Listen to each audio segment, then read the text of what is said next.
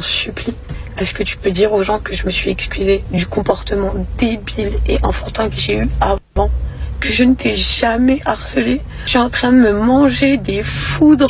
Oui, je me suis moquée et c'était bête. Je t'en supplie, fais comprendre aux gens que je ne t'ai jamais harcelé. Elle est candidate.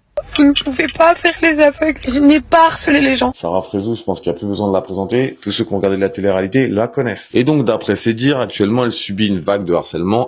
Elle demande à une fille qu'elle a harcelée dans une émission de la défendre. Je comprends rien. Franchement, parfois, je me dis, ils ne réfléchissent pas comme les autres, ces gens de télé. D'après ses dires, c'était des bêtises, des conneries. Va falloir être lucide sur vos comportements, les petits loustiques. Personnellement, j'apprécie pas particulièrement Sarah Frézou. Bon, maintenant, je m'en bats les couilles, mais j'ai fait une aventure avec elle, la Villa 5, il y a très longtemps, il y a 6 ans, et son comportement, il était pas normal. C'est pas une personne méga futée, c'est pas une personne particulièrement gentille, je dirais même que c'est une personne qui est quand même plutôt méchante. Que si tu vas pas dans son sens, elle peut te mettre la misère. Et personnellement, moi, je l'ai vécu dans la Villa 5, alors pas du harcèlement, mais une manière de te parler ou te dire, toi, je t'aime pas, parce que juste, elle était copine avec mon ex.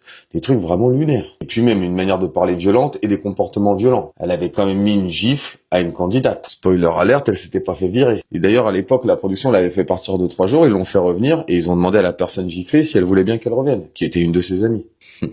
Je vous parle juste de ce que j'ai vécu et de ce que j'ai vu. Moi, j'avais fait toute l'émission de A à Z. Spoiler alert numéro 2, à la fin de l'aventure, une fois que les caméras se sont éteintes, elle a failli frapper aussi une autre candidate. Et à cette époque-là, si je m'étais pas interposé, elle l'aurait frappé. L'autre candidate se cachait dans une chambre. J'étais obligé de la protéger. Non mais c'est pour vous dire à quel point ça allait. Donc l'image qu'elle a en télé et donc l'image que les gens ont d'elle, oui, c'est la réalité. Elle a été une harceleuse dans toutes ses émissions. Elle a été problématique dans toutes ses émissions. Et c'est d'ailleurs pour ça que les prods l'appelaient. Et il y en a beaucoup dans des commentaires ou dans des vidéos qui parlent de karma. Moi, j'y crois au karma. Quand tu fais du mal, c'est normal qu'à un moment, tu récoltes ce que t'as semé. Et je vais vous dire, même s'il y a une partie de moi qui comprend pourquoi les gens lui disent que c'est le karma, et pourquoi les gens lui en mettent plein la gueule parce que elle en a mis plein la gueule, vous devriez pas. Personne ne mérite d'être harcelé, déjà d'une. Les attaques sur son physique ou sur sa vie amoureuse, ça n'a aucun sens dans l'équation. Donc personne n'a jugé sa vie amoureuse ou son physique, vraiment pas. Donc si elle subit du harcèlement actuellement, c'est pas normal. Il faut arrêter de la harceler. Parce que harceler les gens, c'est bête, inutile, et ça change rien. Et vous allez me dire, oui, de toute façon, toutes ces personnes de télé, elles ont construit leur business sur le harcèlement. Et vous avez raison. Les clashs dans la télé, les clashs sur les réseaux sociaux, c'est un truc qui est vraiment inhérent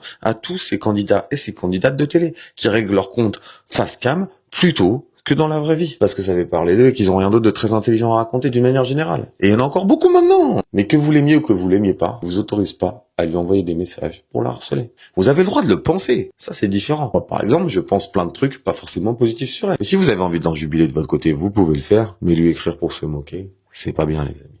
Soyons un peu plus justes. En plein de religions, on dit qu'il faut le pardon. Alors pardonnez. Et je finirai sur cette citation de la Bible en ce lundi de Pâques. Pardonne-nous nos offenses comme nous aussi nous pardonnons à ceux qui nous ont offensés. Aurélie Preston.